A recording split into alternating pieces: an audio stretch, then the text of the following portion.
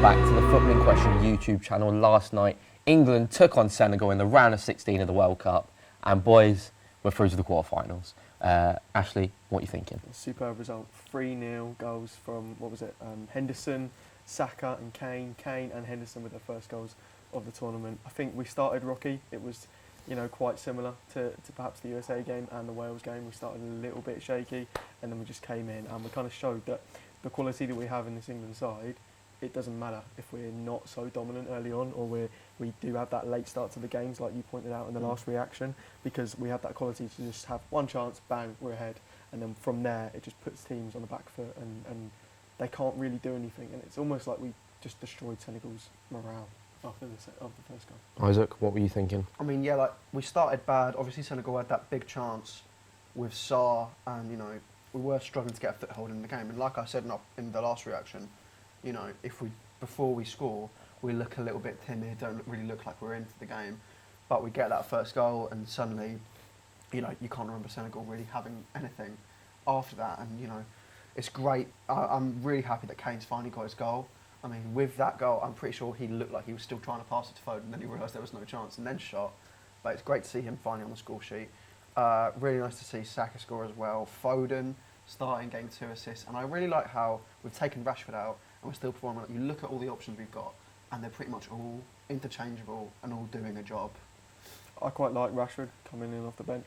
I quite like him not starting. He's got a burst of pace, and the thing is, he's different to Foden. Foden, I think, suited this game quite well. I think Rashford, maybe when we're on the back foot more on the counter-attack, would be better than Foden, and we may see a change maybe going into France if Southgate thinks that way. But you can't really complain really. Maybe the one player who maybe didn't play too well, I thought Kyle Walker. I think Sarr got the better of him a few times, and I'd be worried with him coming up against Mbappe. But at the end of the day, it's a 3-0 win in a round 16 game, and we're in the quarterfinals, so you can't really complain too much. Another clean sheet for Jordan Pickford as well. Can't complain too much with that. He's really proven people wrong, I think. I think a lot of people were questioning it might be his last World Cup, and it still could be. But to really do really well. I mean, that save in the first half was unbelievable. It was against Dio, wasn't it? It was quite worrying because they broke into the box very easily. It was kind of like, I don't know, England didn't defend it too well, and you see that scenario of that striker in that same position countless times. And I would say most of the time they end up scoring. It's actually quite a hard angle for a keeper to save, going across them so quickly. And Pickford has not put himself too close to his near post. He's put himself in the middle of the goal from that angle, and he's made himself as big as he can, and he has got lucky, but he's also done brilliantly, and it's such a good save. I didn't expect him to pull it off. No. The way it bounces off the floor as well before, so yes, unreal. He's just in really good position. I've had my doubts about Pickford, but even going into this tournament, I said he does start because his track record of England is just, you can't really debate it. It's a brilliant record. He was joint top clean sheet holder at the last Euros. Obviously, it helps if you play the maximum amount of games, but he's been top class in every tournament he's played in, and he's still doing that now. 3 clean sheets out of 4 games, and I mean, you can't really say anything. I think Aaron Ramsdale will eventually take hold of the number 1 shirt, but I don't see a reason to drop Pickford when he's playing like this in an England shirt. It's moments like that where we really need him, and he's going to have a rough game on Saturday, so we're going to need him to be top class in the next game. Another player who's had quite a lot of doubters in the last couple of games is Jordan Henderson, obviously bagging a goal. I've been calling for him to. Well, I said in the last video anyway that he should start. Someone that didn't is Isaac though. Isaac, what are you thinking? Well, look, the thing is, I don't really tend to enjoy Henderson as a footballer because I think sometimes he slows things down, and I think sometimes he goes for crosses which he really can't make. I think we see that a lot where do you know what I mean? When the fullback passes it to him and he does a first-time cross and it never makes it. It's the thing that De Bruyne and Trent do all the time, and he tries to do it and it never really works out. Luckily, that didn't really happen at all in this game. And I saw James Lawrence-Alcott mention the role he played, and it was very much similar to Xhaka as well for Arsenal, in that he kind of was a lot further forward than he was, say, in the last game. And that's how he scored his goal, and he was just kind of helping us tick a bit. And I think, obviously I can't really complain. I think he had a good game. One player who I think also had an improved game in midfield was Rice. I think he wasn't particularly great against Wales. Wales he was okay, but I think against USA he was definitely one of the poorer ones. And he really stepped up defensively, picking up a lot of loose balls. And yeah, like one player I really want to touch on in the midfield, I just need to talk about him. Jude Bellingham may just be the greatest player I've seen in my life. He's so good. I love him He's so so good, much. and we will talk about it on the podcast. So after you've done watching this video, go into the description, go to our Spotify or go to the channel, and you'll find the YouTube video of a podcast episode where we talk about Bellingham. Yeah.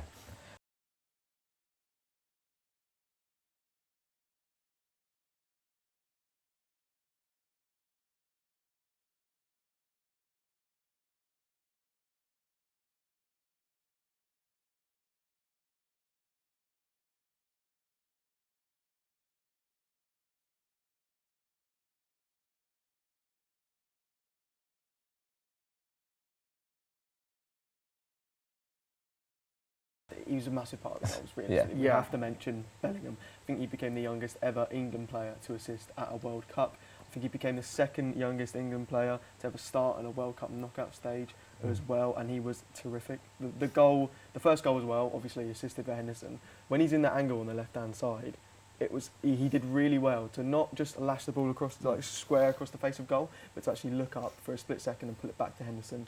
And it was a decent finish. We've had our thoughts about Mendy. Mendy should have done better, probably. Oh, yeah. On nearly every single goal. But the finishes was still sublime. For the second goal as well, Bellingham just charges through the midfield. It was so good. It was so good. He plays through, what was it? Who did he play through before Foden. Kane? Foden. Foden does well to pick up Kane, but it started with Bellingham. Like, he's just unreal. He's such a good player, and realistically, he will.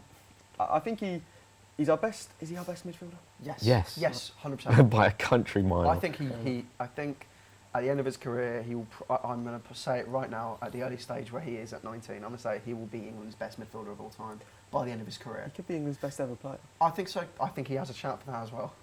I mean, with Bellingham as well, like I said, we'll get onto it with the podcast and stuff, which you can check out. But he was a real leader in the game as well, picking players up, really getting the crowd going and stuff, even from the very get-go. So, yeah, Bellingham, unbelievable. Just to move on, obviously, the next game, Saturday, France in the quarter-final. What are we thinking, and what are your score predictions? Score predictions is a very, very tough one. It is going to be our toughest ever game in this Southgate era. You know, it's harder than Croatia. We got knocked out to them. Is it arguably harder than Italy? I think it is. 100% Yeah. harder than Italy. It's harder than Italy. I mean, they didn't make the World Cup, so yeah, I get your point. But yeah, France have come real. Mbappe's 5 goals at the tournament so far. Top goal scorer at the World Cup. It's going to be so difficult, even if we've got an outstanding Pickford in goal. I'm still backing England though. I'm going to go with a 1-0 England. Yeah. It's going to be horrible to watch. Horrible. It's so, like, because the thing is, it's head over heart. Do you know what I mean? Like, in my head, I'm just thinking, Kylian Mbappe is going to absolutely tear us a new one. But my heart just says you've got to go for England, and I just feel like if we just annoy them and frustrate them, and I think we will go back to a 5. I think that's probably going to happen. That's the big question, isn't it? He'll probably play Walker in a back 3, and then Trippier will probably come back in. I don't know who misses out. Maybe Henderson. Probably in that case Henderson. Yeah, probably. You've got to admit that. And then maybe if we frustrate them and we limited them to maybe 1 goal, and maybe we just nick it, maybe like 1-1, 2-1 in extra time, or penalties. You know what? I'm going for the exact same thing. So I think we're going to penalties, and I think we just scrape it. No, but hear me out. The winning penalty is Bukayo Saka.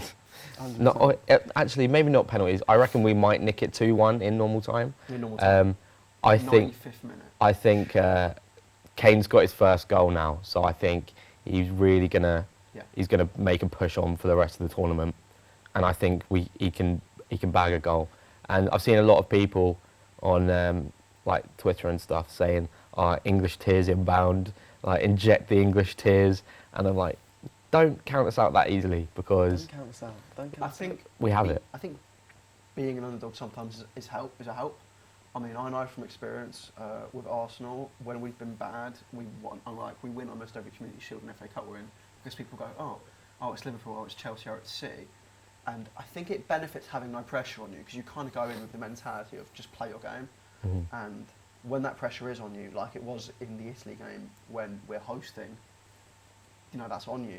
But like going into this game where look, you know, no one's expecting us to go out, to go through. They've got probably one of the best players in the world in their front three.